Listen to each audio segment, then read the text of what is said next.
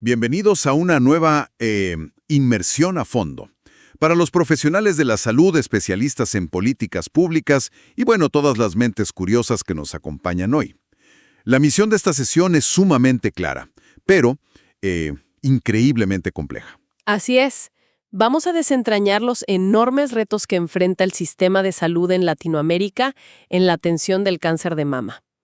Específicamente, nos enfocaremos en cómo la severa fragmentación del sistema y la preocupante falta de datos impactan directamente en las políticas públicas. Y en última instancia, en las vidas humanas, porque para fundamentar este análisis detallado, nos sumergimos en una investigación exhaustiva y muy reciente, publicada este 2025 en la revista The Lancet Regional Health Americas. Un documento clave, totalmente. Este trabajo ofrece una radiografía, diría yo, asombrosamente precisa de una región caracterizada por disparidades enormes tanto económicas como estructurales, donde el acceso a la atención médica es de una desigualdad muy profunda. Ok, vamos a desempacar esto.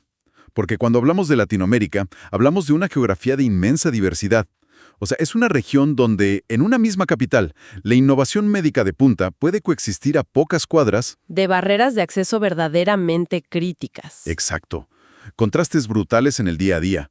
Pero antes de hablar de tratamientos, de burocracia o de infraestructura, tenemos que hablar del problema que está en la base de absolutamente todo: el cimiento. Y ese problema de raíz es la información. O para ser precisos, la absoluta falta de ella. La escasez de registros de cáncer de alta calidad exacerba dramáticamente la disparidad en el acceso a la atención. Claro. Solo Costa Rica y Uruguay cuentan con registros nacionales exhaustivos. Espera, a ver, detengámonos ahí un segundo. ¿Solo 2 países en toda la región? Así es, solo 2. ¿Cómo es posible que el resto de los países estén operando prácticamente a ciegas? O sea, ¿qué se está usando en su lugar para tomar decisiones de salud pública a nivel nacional? Es una excelente pregunta. En el resto de América Latina, los datos simplemente se extrapolan. Se toman registros regionales que cubren áreas muy pequeñas, tal vez, no sé, una sola ciudad o provincia, y se proyectan como si representaran a todo el país. Uf, eso suena peligroso. Lo es. El problema crítico con esto es que agrupar y extrapolar estos datos para aproximar cifras oculta las verdaderas desigualdades locales. Si no sabemos exactamente dónde, cuándo y a quiénes está afectando la enfermedad de manera más severa, es materialmente imposible desarrollar políticas públicas efectivas. Es literalmente como intentar navegar un barco en medio de una tormenta usando un mapa al que le faltan la mitad de las páginas. Tal cual. Y no logras una asignación de recursos equitativa. Y hablando de a quiénes afecta, al revisar la investigación hay un perfil demográfico que resalta de inmediato. Y francamente resulta alarmante por sus implicaciones sociales. Me refiero al impacto en mujeres premenopáusicas. Es un contraste demográfico muy marcado frente al resto del mundo. Los datos demuestran que en América Latina, la proporción de casos incidentes y de mortalidad en mujeres jóvenes, es decir, en el rango de 0 a 44 años, es significativamente mayor si la comparamos con países de altos ingresos. ¿De qué cifras estamos hablando? Estamos hablando de que un 20% de los casos en Latinoamérica se dan en este grupo de edad tan joven, frente a solo un 12% en Norteamérica. ¡Wow! Ese salto del 12 al 20% es gigantesco. Y los registros locales que sí existen confirman esta tendencia. Por ejemplo, una base de datos analizada en Argentina mostró que más del 10% de las pacientes, un 10.4% para ser exactos, tenían 40 años o menos al momento del diagnóstico. Puesto en perspectiva, para quienes nos escuchan, esto significa miles de mujeres jóvenes, enfrentando un diagnóstico devastador en la etapa más activa de sus vidas. Lo fascinante y a la vez preocupante aquí es analizar las implicaciones específicas para las políticas de salud. Las pacientes en este grupo de edad enfrentan retos únicos que el sistema tradicional simplemente no está preparado para manejar, porque suele estar diseñado con el paciente mayor en mente. Claro, imaginemos la situación. No es solo el tratamiento médico en sí. Hablamos de pacientes que quizás estaban planeando formar una familia. Exacto, el tema de la fertilidad. Eso mismo. lo que trae preocupaciones sobre el embarazo durante el tratamiento, la necesidad urgente de preservación de la fertilidad, de asesoramiento genético, sin mencionar la interrupción abrupta de sus carreras profesionales y la crianza de niños pequeños. Totalmente. Y las consecuencias a largo plazo requieren atención especial. Estas pacientes tan jóvenes son increíblemente vulnerables a los efectos secundarios crónicos por la cantidad de años que tienen por delante. Además, se enfrentan a un riesgo inminente de ruina financiera al dejar de generar ingresos. Y a una estigmatización social que puede durar décadas. Así es. Para manejar todo este panorama, se exige un sistema de salud robusto, interdisciplinario y perfectamente organizado, algo que es notoriamente escaso en nuestra región. Aquí es donde se pone realmente interesante, porque esa falta de organización nos lleva a la brecha diagnóstica. Para los profesionales que sintonizan esta sesión, los datos sobre los estadios de diagnóstico son quizás la prueba más irrefutable de las fallas de nuestro sistema. La brecha entre Latinoamérica y Europa en este aspecto es abismal. Los datos revelan que en América Latina y el Caribe, hasta un asombroso 64% de las mujeres son diagnosticadas en estadios avanzados, específicamente en los estadios 2B a 4. Para quienes necesitan visualizar esto de forma más concreta, un estadio 2B a 4 significa que el tumor ya no es un nódulo minúsculo y fácilmente removible. Para nada. Significa que el cáncer ha crecido significativamente.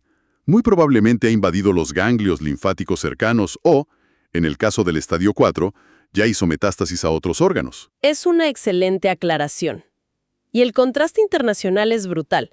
Si observamos a Europa Occidental, esa cifra de diagnósticos en estadios avanzados es de apenas entre el 8.3% y el 23.5%. Es otro mundo. Es una diferencia que define el pronóstico vital de millones de personas. Es en esencia la diferencia entre un sistema de salud que busca la enfermedad de manera proactiva, con tamizajes constantes, y uno que simplemente reacciona cuando el paciente llega a urgencias y ya es casi demasiado tarde. Y los resultados clínicos entre un estadio temprano y uno avanzado son completamente distintos. Me imagino. Las pacientes diagnosticadas en etapas avanzadas sufren desenlaces clínicos considerablemente peores y una mortalidad muchísimo mayor. Desde el punto de vista institucional, requieren terapias multimodales, médicamente más agresivas, complejas y exorbitantemente más costosas para el sistema. Y la calidad de vida de la paciente cae drásticamente. Por supuesto. En contraste, aquellas que son tratadas oportunamente tienen verdaderas oportunidades de supervivencia a largo plazo.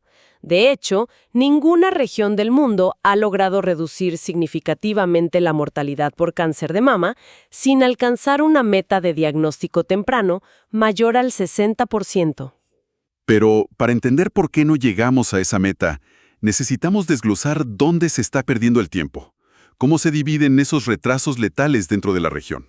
La literatura médica divide estos retrasos en 3 intervalos fundamentales. El intervalo del paciente, que es lo que tarda en buscar ayuda tras notar un síntoma. El intervalo del diagnóstico, el tiempo hasta confirmar la enfermedad. Y el intervalo del tratamiento.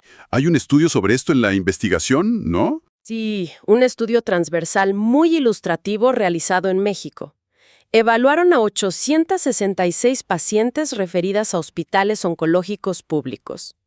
Los hallazgos mostraron que la mediana de tiempo total desde el inicio del proceso hasta comenzar el tratamiento fue de 7 meses. Pensemos en lo que significan 7 meses de espera. Para un tumor de rápido crecimiento, 7 meses es literalmente la diferencia entre un tratamiento con intención curativa y un tratamiento puramente paliativo. Es una eternidad en oncología. Y lo más crítico del estudio mexicano es identificar el mayor cuello de botella. El retraso más grande se dio entre la primera consulta médica de primer nivel y el diagnóstico final, con una mediana de 4 meses. 4 meses solo para saber qué tienes. Esto subraya un fallo sistémico inaceptable si consideramos que lo ideal, según la Organización Mundial de la Salud, es que este intervalo sea menor a 60 días. Afortunadamente, la investigación también señala que existen soluciones demostradas. Se destaca el éxito del programa Alerta Rosa en México. Una gran iniciativa. Sí, Este tipo de intervenciones reducen significativamente estas demoras mediante la navegación guiada de pacientes a través del sistema y alertas tempranas, lo cual demuestra que el cambio sí es posible. Si conectamos esto con el panorama general, la gran pregunta es ¿por qué ocurren estas demoras de 4 meses solo para un diagnóstico? Y la respuesta principal, que es transversal a casi toda la región, es la profunda fragmentación del sistema de salud. Claro, el gran monstruo administrativo. Exactamente. En la inmensa mayoría de los países latinoamericanos, los sistemas mezclan sectores públicos, privados y de seguridad social que operan en silos aislados, con nula coordinación.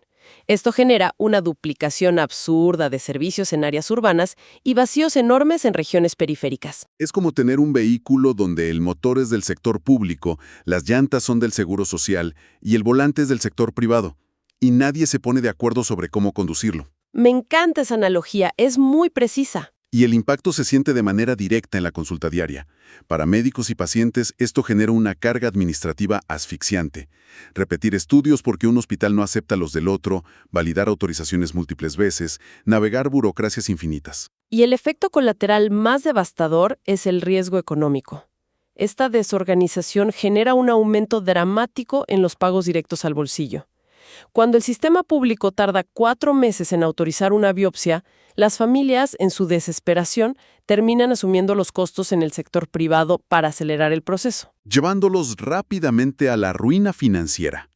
Y esto nos empuja hacia uno de los debates más complejos en políticas públicas. El equilibrio entre garantizar el acceso a medicamentos innovadores y mantener la sostenibilidad financiera de un sistema ya fragmentado. Es un dilema ético y financiero profundo. Según el análisis, el 70% de los 20 medicamentos esenciales principales para el cáncer a nivel mundial son agentes citotóxicos u hormonales antiguos. Para quienes no están familiarizados, estamos hablando básicamente de la quimioterapia tradicional, que ataca a las células de rápido crecimiento, o terapias que bloquean hormonas. Son vitales, sí, pero llevan décadas en el mercado. No son las nuevas terapias inteligentes. Exactamente. El acceso a las verdaderas innovaciones médicas está increíblemente centralizado. Solo un 9.4% de las ventas de nuevos medicamentos ocurren fuera de Estados Unidos, Europa y Japón. Nos deja a toda Latinoamérica con un acceso severamente limitado. ¿Y por qué es tan crucial ese acceso? La investigación presenta datos fascinantes, como el ensayo Keynote 522. Ese es un ensayo paradigmático.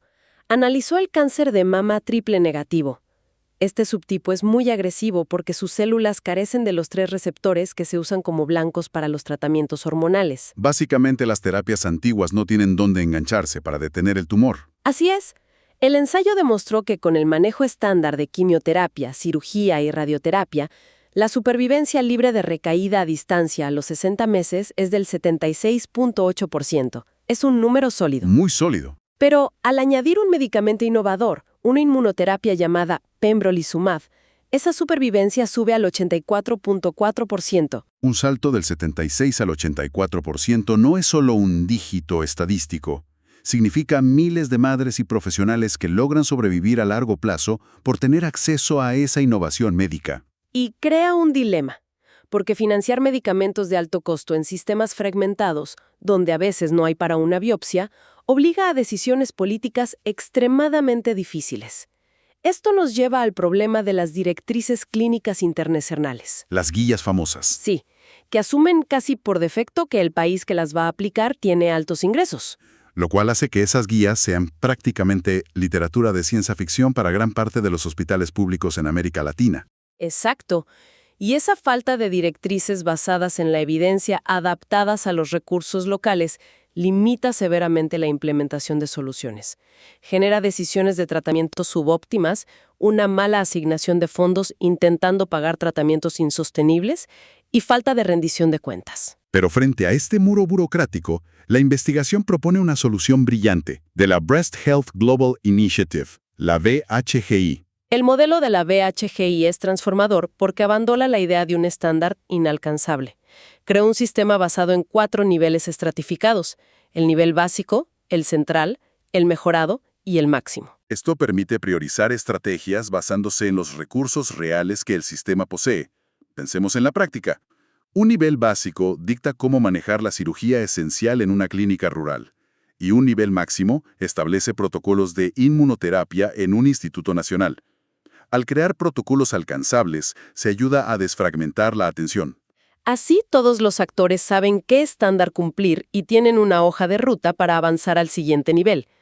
Un caso de éxito tangible es el Programa Comunitario para la Salud de las Mamas en Perú. Un esfuerzo colaborativo increíble entre ministerios e institutos. Utilizan un modelo de implementación por fases para conectar el nivel primario en la comunidad local directamente con el nivel nacional de alta complejidad. Crea un puente institucional directo que supera la fragmentación. Pero para que esto se replique, necesitamos más evidencia local, lo cual nos regresa al problema de la escasez de datos. A pesar de nuestra diversidad, América Latina alberga solo el 3.2% de los ensayos clínicos oncológicos. Y gastamos apenas el 0.55% del PIB en investigación y desarrollo en salud. Es decir, 5.3 veces menos que Norteamérica o Europa. Una brecha inmensa. Para superar esta escasez de estudios observacionales de práctica clínica rutinaria, que son los que muestran la realidad fragmentada del día a día, la literatura define 3 componentes clave. El primero es garantizar el tiempo protegido para el personal médico. Las demandas de la atención consumen todo el tiempo. Se necesita alejar horas clínicas por contrato para dedicarlas exclusivamente a la investigación. Ese es el primer pilar. El segundo es el apoyo institucional sostenido. Los hospitales deben proveer recursos, personal de recolección de datos y un respaldo continuo a largo plazo. No puede ser un pasatiempo de fin de semana del médico. Debe ser una prioridad institucional. Y el tercer componente es la educación en investigación clínica, una integración temprana en los programas de formación médica y formación continua para los especialistas. En conclusión, para nuestra audiencia, necesitamos datos fiables y protocolos nacionales universales. Es de una urgencia absoluta fomentar iniciativas colaborativas entre países latinoamericanos y fortalecer los grupos de investigación locales. Es la única forma de consolidar políticas de salud robustas. Entonces, ¿qué significa todo esto? Para los formuladores de políticas y profesionales de la salud que escuchan, comprender la fragmentación y adaptar los recursos mediante estas directrices estratificadas es el único camino viable para salvar la enorme brecha de mortalidad. Y para cerrar esta sesión, queremos dejar una idea para reflexionar. Consideremos que la población latinoamericana tiene un mosaico genético inexplorado. Raíces indígenas, europeas, africanas, asiáticas.